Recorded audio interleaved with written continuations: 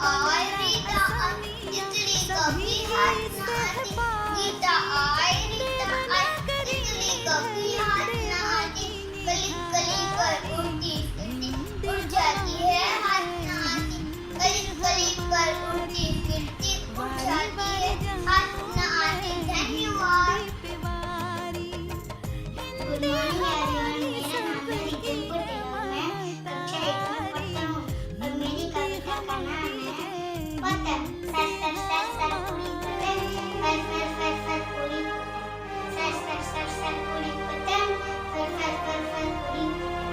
इसको काटा उसको काटा, खूब लगाया सैर सपाटा।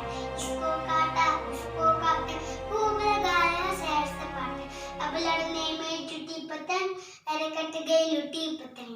अब लड़ने में जुटी पतंग, अरे कट गई लुटी पतंग। सर सर सर सर उड़ी पतंग, फर फर फर फर उड़ी पतंग। सर सर सर सर उड़ी पतंग, फर फर फर फर उड़ी पतंग। Thank you. नमस्ते दोस्तों, मैं प्रतीक्षा कक्षा 2 में पढ़ती हूँ। हम हर साल 14 सितंबर को क्या मनाते हैं? हिंदी दिवस मनाते हैं। इस साल हिंदी दिवस के उपलक्ष्य में मैं एक कविता सुनाने जा रही हूँ। इस कविता का शीर्षक है, क्या है? हिंदी भाषा। भारत माता की ललाट पर जो चमचम करती बिंदी है, वही हमारी राष्ट्र की संदाहा भाषा हिंदी है। हिंदी हमारी राष्ट्र भाषा, इस पे हमें मान है। सबसे सरल सबसे अनोखी इस भारत की शान है। बड़ों के लिए आदर है इसमें, छोटों के लिए प्यार है।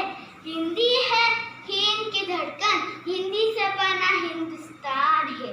माना अंग्रेजी पूरी दुनिया को चलाती है, पर हिंदी भी तो हमारी पहचान पूरी दुनिया में लेकर आती है। क्यों ना अपनी मातृभाषा को अपनी सराखों पर बिठाए और हम सब मिलके हिंदी दिवस मनाएं। जय हिंद। धन्यवाद।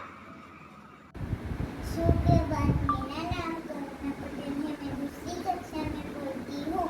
आज मैं आपको एक कविता सुनाने जा रही हूँ। लंबी दाढ़ी वाला बना बनाया ने ऐसा व्यक्ति जो उम्र में बड़ा हो लेकिन कद में छोटा हो। लंबी दाढ़ी वाला बना डिंग डोंग डिंग, लंबी दाढ़ी वाला बना डिंग डोंग डिंग। वो दूध भी है पीता, वो फल भी है खाता। वो दूध भी है पीता, वो फल भी है खाता, फिर भी बड़ा नहीं होता। डिंग डोंग डिंग, लंबी दाढ़ी वाला बना डिंग डोंग डिंग, लंबी दाढ़ी वाला बना डिंग डोंग डिंग। वो दाल चावल खाता, वो सब्जी रोटी खाता। वो दाल चावल खाता, वो सब्जी रोटी खाता, फिर भी बड़ा नहीं होता। डिंग डोंग डिंग, लंबी दाढ़ी वाला बना डिंग डोंग डिंग, लंबी दाढ़ी वाला बना डिंग डोंग डिंग। वो खूब पढ़ाई करता, वो सुंदर सुंदर लिखता। वो खूब पढ़ाई करता, वो सुंदर सुंदर लिखता, फिर भी बड़ा नहीं होता। डिंग डोंग डिंग, वो खूब कसरत करता, वो ऊंची कूद लगाता। वो खूब कसरत करता, वो ऊंची कूद लगाता, फिर भी बड़ा नहीं होता। डिंग डोंग डिंग, लंबी दाढ़ी वाला बना डिंग डोंग डिंग, लंबी दाढ़ी वाला बना ding dong ding. Ding dong ding dong ding, ding dong ding dong ding, ding dong ding dong ding, ding dong ding dong ding, ding dong ding dong ding, ding dong ding dong ding, ding dong ding dong ding, ding dong ding dong ding. Thank you. मेरा नाम नीता सेन कुमार शर्मा है। मैं आप सबको हिंदी की कविता सुनाने वाला हूँ। जिसने सूरज चांद बनाया, जिसने तारों को चमकाया, जिसने फूलों को महकाया, जिसने चिड़िया को चहकाया, जिसने सारा जगत रचाया, जिसने घड़ी हमारी गाया, हम उस ईश्वर के गुण गाए। सदा प्रेम से शीश सदा प्रेम से शीश झुकाए। धन्यवाद। नमस्ते दोस्तों, आप सब कैसे हो? आपको पता है आज हिंदी दिवस है, इसलिए मैं आपको एक कविता सुनाने वाली हूँ प्रकृति के बारे में, जिसको लिखा है द्वारका प्रसाद महेश्वरी जी ने, जिसका नाम है कौन सिखाता है चिड़िया को चींची चींची करना। कौन सिखाता है चिड़िया को चींची चींची करना? कौन सिखाता चढ़ना और फिरना फुदकना? कौन सिखाता फुर से उड़ना दाने चक चक चक चक खाना? कौन सिखाता तिनके लाकर घोंसला बनाना? कौन सिखाता बच्चों का लालन पालन करना? कौन सिखाता माँ का प्यार, चॉकलेट और चॉकलेटी? कौन सिखाता पुत्र का ये सब खेल, हम वही सब सुख बदले में हमसे कुछ नहीं लेता, हम सब उसके अंश है जैसे कि तरु पक्षी पक्षु वैसे और पेड़, हम सब उसके वंश है। सूरज चांद सितारे ये सब भाषा हमारी प्यारी है, हम सब हिंदी भाषा हमारी जान है, हिंदी भाषा हमारी मातृ है। Thank you. Good afternoon, myself Kavya Mehta from grade 2. Today I am going to sing a poem. सीखो। फूलों से नित हंसना सीखो, भौरों से नित गाना, तरों की झुकी डालियों से नित सीखो शीश झुकाना। सीख हवा के झोंकों से लो कोमल कोमल बहना, दूध तथा पानी से सीखो मिलजुल से रहना। सूरज की किरणों से सीखो जगना और जगाना। लता और पेड़ों से सीखो सबको गले लगाना। फूलों से नित हंसना सीखो, भौरों से नित गाना, तरों की झुकी डालियों से नित सीखो शीश झुकाना। Thank you.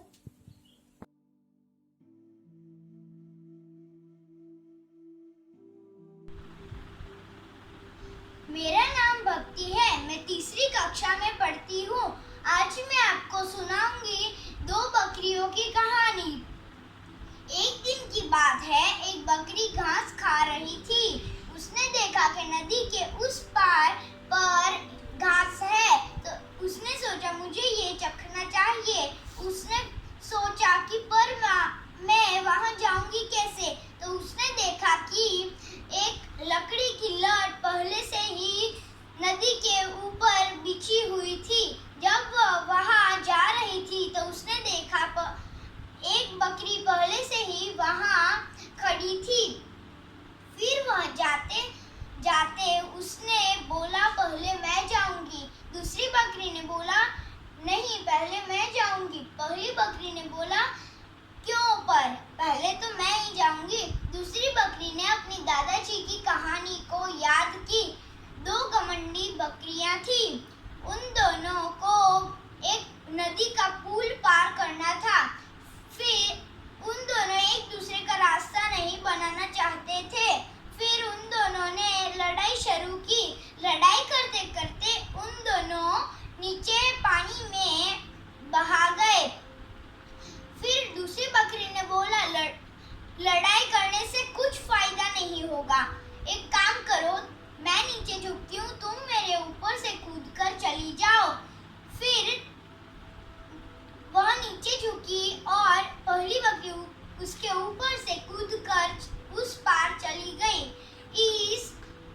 इस कहानी का उपदेश है कि कोई भी काम करने से पहले एक बार हमें सोचना चाहिए। धन्यवाद। Good evening to everyone.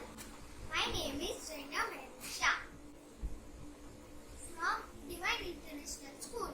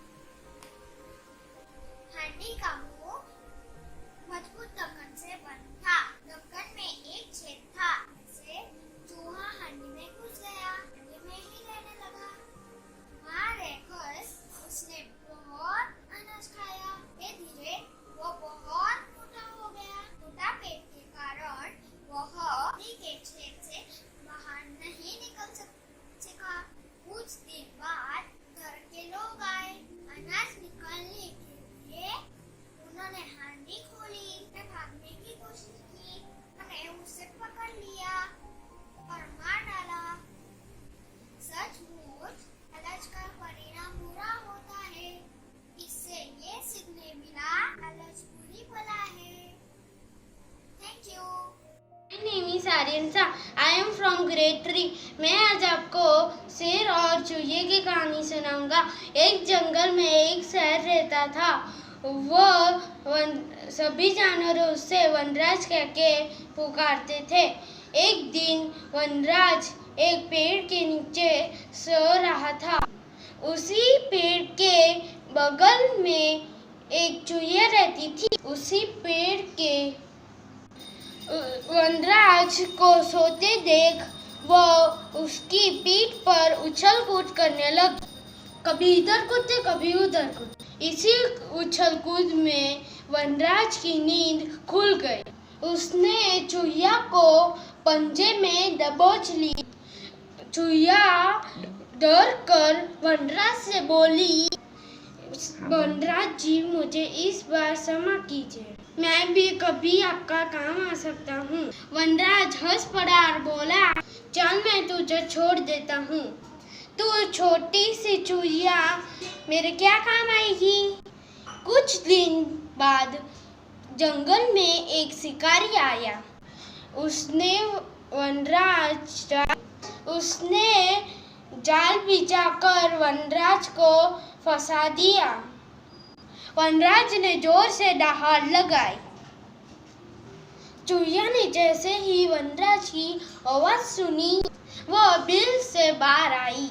अब तुरंत ही अपने नोकीले दांत से जाल को कुतर दिया। जाल से छूट गए और चूहिया से बोला, तुमने मेरी जान बचाई है। आज से हम दोनों मित्र हैं। तो दोस्तों, हमें इस कहानी से सीख मिलती है कि हमें किसी को भी छोटा नहीं समझना चाहिए। धन्यवाद।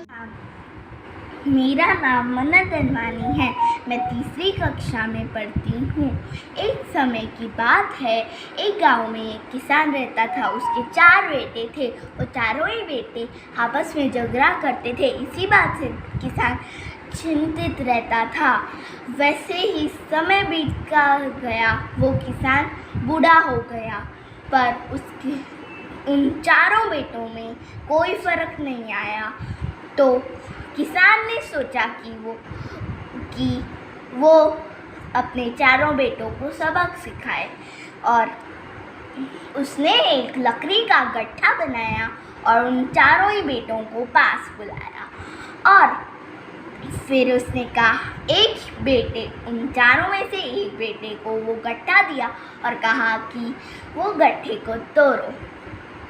पर वो उस बेटे ने बहुत कोशिश की, पर वो गट्ठा नहीं टूट पाया। बारी बारी एक बेटे ने कोशिश की, पर वो गट्ठा नहीं तोड़ पाए। इसलिए किसान ने उन लकड़ियों को खोला और सब एक लकड़ी अपने चारों बेटों को दी। और उसने कहा कि अभी वो लकड़ी तोड़ो। तो चारों ही बेटों ने आसानी से वो लकड़ी तोड़ी। और फिर किसान ने कहा कि तुम एक साथ रहोगे तो तुम्हारा बल भी आग कोई नहीं तोड़ पाएगा। इससे हमें ये सीख मिलती है कि एकता में ही बल है। धन्यवाद। मेरा नाम तेजस्विनी आशीष है। मैं कक्षा 4 में पढ़ती हूँ। आज मैं हिंदी दिवस पर एक हिंदी कहानी सुनाने वाली हूँ। एकता का बल। एक किसान था। उसके 5 बेटे थे। वह बहुत ही बलवान और मेहनती थे, पर वे हमेशा आपस में लड़ाई झगड़ा करते थे। यह देखकर किसान परेशान हो जाता था। वह हमेशा सोचता रहता था कि वो अपने बच्चों को कैसे समझाए। एक दिन उसने अपनी समस्या का उपाय ढूंढा। उसने अपने बच्चों को बुलाया और कहा कि तुम में से कौन यह गट्ठर को बिना खोले तोड़ सकता है। किसान के 5 बेटों ने खूब कोशिश की, पर वे न तोड़ पाए। फिर किसान ने गट्ठर को खोल के एक लकड़ी अपने बच्चों को दे दी और बोला कि इसे तोड़ के दिखाओ। फिर किसान के 5 बेटों ने उसे आसानी से तोड़ दी। उसके बाद किसान ने बोला कि देखा, एक लकड़ी तोड़ना कितना आसान होता है। अगर हम इन्हीं लकड़ियों को एक साथ गट्ठर में तोड़ने की कोशिश करें तो ये कितना कठिन हो जाता है। इसी तरह अगर तुम लोग मिलजुल कर रहोगे तो मजबूत बनोगे, और अगर तुम लड़ाई झगड़े करोगे तो कमजोर बनोगे। इससे हमें ये शिक्षा मिलती है कि एकता में ही बल है। धन्यवाद। नमस्ते, मेरा नाम है आन्या डगाया। मैं कक्षा 4 में पढ़ती हूँ। आज मैं आपको एक शरारती बच्चे, आज हिंदी दिवस के अवसर पर मैं आपको एक शरारती बच्चे की कहानी सुनाने जा रही हूँ। एक शरारती बच्चे की कहानी है ये, जो अपनी मस्ती के लिए झूठ बोलता था। एक भेड़ चलाने वाला लड़का था। वो रोज भेड़ों को चलाने के लिए जंगल में ले जाता था। एक दिन उसके दिमाग में एक शरारती मजाकिया ख्याल आया। फिर एक दिन वो चिल्लाया, बचाओ बचाओ, भेड़िया आया, भेड़िया आया, बचाओ बचाओ। फिर गांव के सब लोग उसे बचाने आए, हाथों में हथियार लेकर। लेकिन उन्होंने जब वहां पहुंचे तो देखा वहां भेड़िया तो था ही नहीं। फिर उस बच्चे ने कहा, उल्लू बनाया, बड़ा मजा आया, और हंसने लगा। फिर गांव वाले उस पर गुस्सा हो गए कि ये भी कोई मजाक है क्या। फिर दूसरे दिन फिर वो बच्चा चिल्लाया, बचाओ बचाओ, भेड़िया आया, भेड़िया आया। और फिर से गांव वाले लोग उसे बचाने आए, हाथों में हथियार लेकर। लेकिन फिर भी उन्होंने देखा वहाँ भेड़िया नहीं था। फिर उस बच्चे ने फिर कहा, उल्लू बनाया, बड़ा मजा आया। फिर तीसरे दिन सच में भेड़िया आ गया। फिर वो बच्चा चिल्लाया, बचाओ बचाओ, भेड़िया आया, भेड़िया आया, इस बार सच में आया है, प्लीज बचाओ कोई। फिर गांव में से कोई भी नहीं आया है, बस 2-3 ही लोग थे जो उसकी बातों पर विश्वास कर गए और बचाने के लिए आए वहां। फिर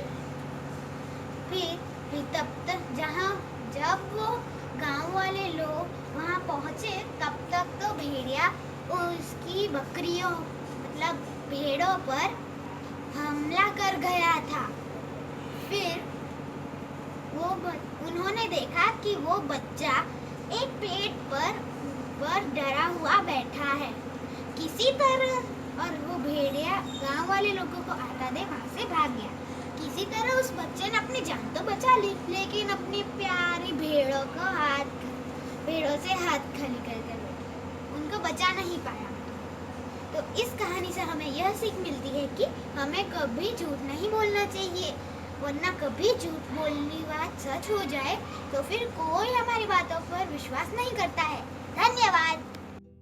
मेरे दोस्तों और शिक्षकों, मैं अक्षर प्यासर कक्षा 4 से बोल रहा हूँ। आज हिंदी दिवस के तौर पे मैं आप सभी को एक कहानी सुनाने जा रहा हूँ।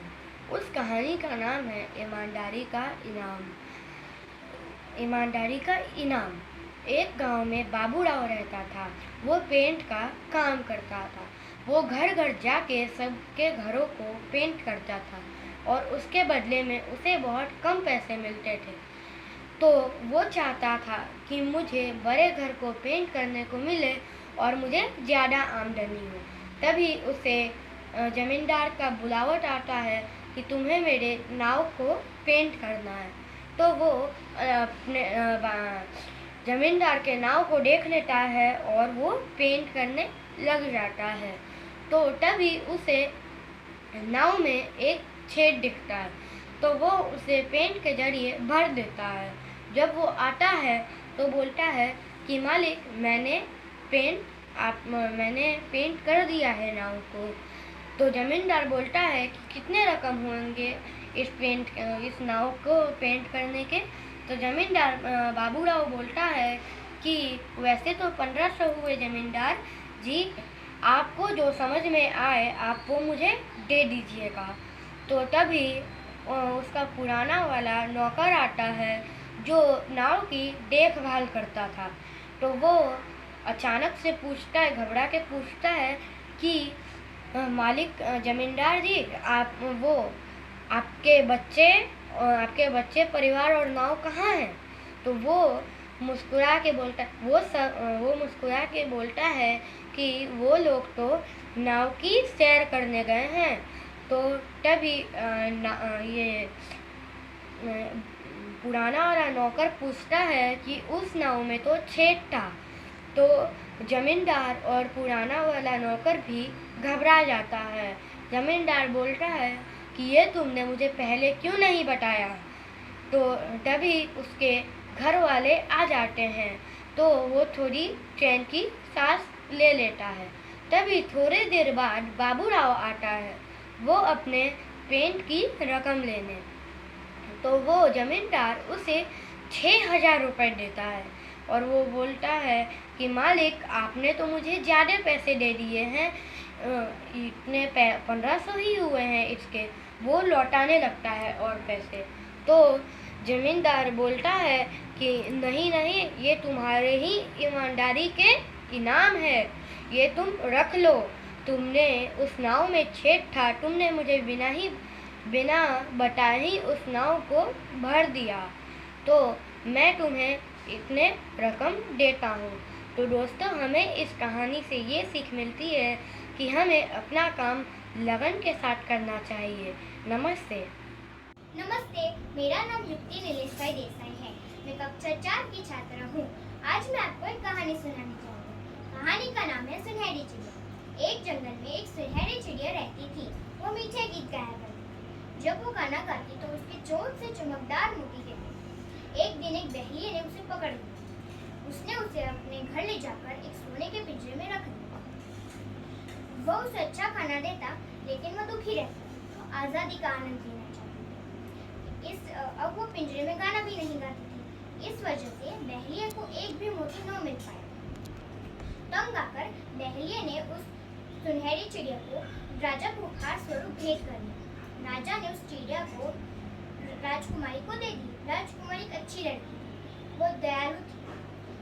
उसने उस सुनहरी चिड़िया को आजाद कर दिया। चिड़िया अपनी आजादी से बहुत खुश थी, इसलिए वो पुनः गाने लगी। फलस्वरूप उसकी चोंच से राजकुमारी के कमरे में मोती गिरने लगे। उस दिन से वो सुनहरी चिड़िया रोज राजकुमारी से मिलने आती और उसके लिए गाना गाती। जैसे ही वो गाना गाती, वैसे ही उसकी चोंच से मोती झड़ते। यह उसकी तरफ से प्यारी राजकुमारी के लिए तोहफा था।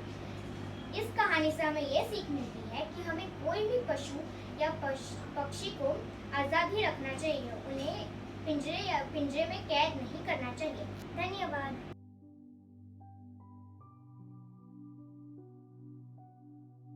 Good evening ma'am, myself Dhruvi Jani. Kabir का दोहा। ऐसी बानी बोलिए मन का आपा खोए, ऐसी बानी बोलिए मन का आपा खोए, औरन को शीतल करे आप हो शीतल होए, कबीरा आप हो शीतल होए। इसका मतलब मन और अहंकार का त्याग करके ऐसी वाणी में बात करे कि औरों के साथ साथ स्वयं को भी खुशी मिले। इसका मतलब मीठी वाणी से ही दिल जीते जाते हैं। Thank you, bye. मेरा नाम दुष्य है। मैं आपको आज एक दोहा सुनाऊंगा।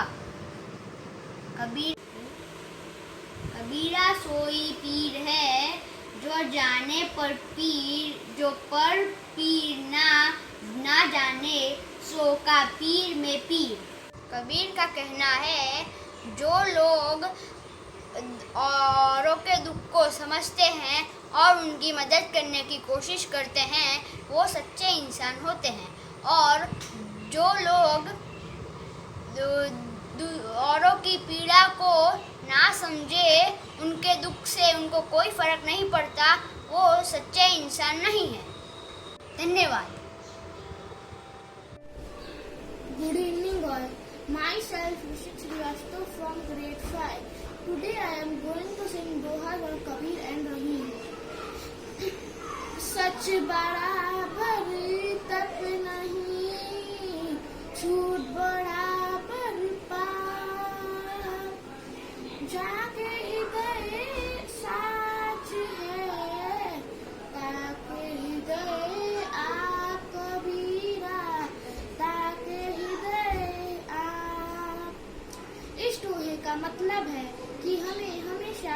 सच बोलना चाहिए और कभी झूठ नहीं बोलना चाहिए, क्योंकि झूठ बोलने से बड़ा पाप कोई नहीं होता। और अगर हम सच बोलते हैं तो हमें कोई टेंशन नहीं रहेगा, और हम झूठ बोलते हैं तो हमें ये लगे रहता है कि आज मैं ये पकड़ा जाऊंगा, कल को मैं पकड़ा जाऊंगा। इसलिए हमें हमेशा सच कहना चाहिए।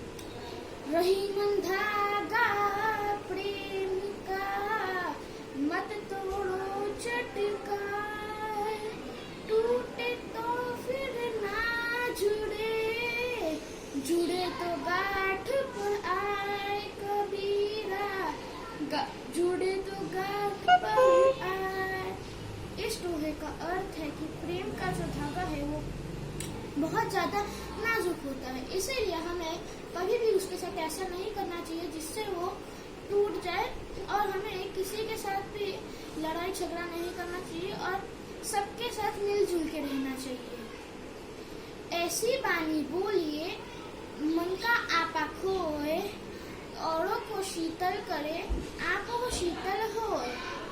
इस दोहे का मतलब है कि हमें हमेशा अच्छा बोलना चाहिए जिससे सामने वाले के मन को तकलीफ ना हो और सबको शीतल लगे और हमको भी शीतल प्रदान हो। इसीलिए हमें हमेशा सच कहना चाहिए, प्रेम के धागे को अच्छे से रखना चाहिए और हमें हमेशा अच्छा बोलना चाहिए।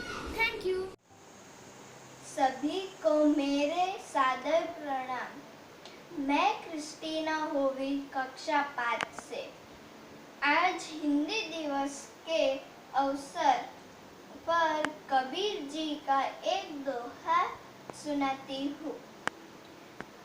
माला फेरत झूक भया, फिरा न मन का फेर, कर का मन का डार दे, मन का फेर, कबीरा मन का फेर।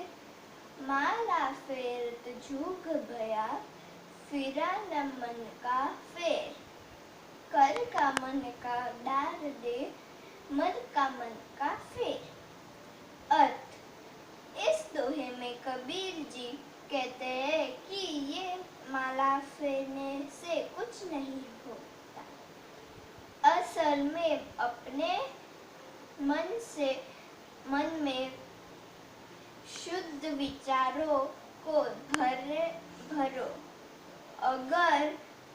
अगर आपके मन में कुविचार भरे पड़े हैं और फिर भी तुम ये ईश्वर के नाम की माला जपते हो तो इससे कुछ नहीं होगा। अर्थात ये पाखंड चोर अपने मन में सुंदर विचारों को ग्रहण करो। कबीर जी इस दोहे में मानव को शिक्षा दे रहे हैं कि मानव को बेकार के पाखंड में नहीं पड़ना चाहिए। उसे सच्चे मन से सबका भला करना चाहिए, सत्कर्म करने चाहिए, तभी भगवान प्रसन्न होंगे। धन्यवाद। मेरा नाम रोशन आशीष कुमार लोटानी है। मैं 5वीं कक्षा में पढ़ता हूँ। आज का विषय है दोहा। ऐसी वाणी बोलिए मन को आपा खोए, औरन को शीतल होए, शीतल करे आपरू शीतल होए। कबीर दास कहना चाहते हैं कि अपनी वाणी मधुरता में करनी चाहिए, क्रोध नहीं करना चाहिए। ऐसी वाणी बोलिए अपने सुनने वालों को भी सुंदर और मधुर लगे और दूसरे सुनने वालों को भी अच्छा लगे। क्रोधी व्यक्ति से मधुरता में बात करनी चाहिए जैसे उसका क्रोध शांत हो जाए। वाणी में ऐसी शक्ति है कि जड़ बुद्धि को भी चेतन शक्ति वाला बना देता है। धन्यवाद।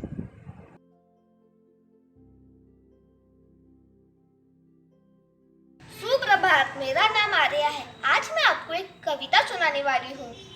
टीवी, रेडियो, रब्बार सब बोले बारंबार, आया कोरोना बचकर रहना, घर पर ठहरना, बाहर न जाना।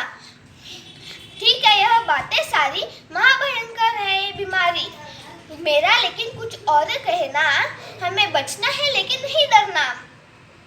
कोरोना आया, साथ बहुत कुछ लाया, स्कूल को अपने लंबा वैकेशन दिलाया, मजा आया, अच्छा भी लगा, लेकिन स्कूल को बहुत मिस किया।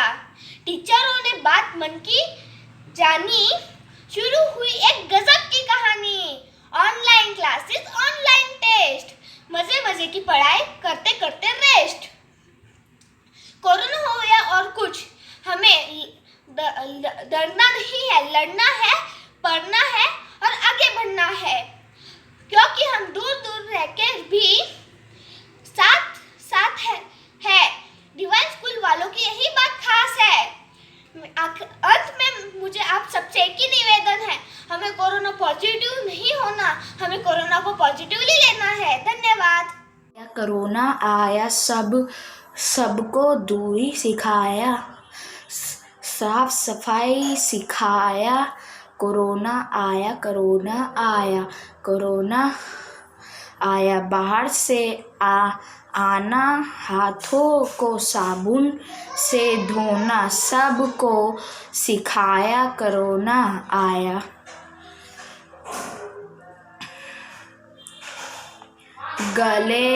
गले ना लगना, हाथ ना मिलाना, सबको नमस्ते करना सिखाया। कोरोना जीवन में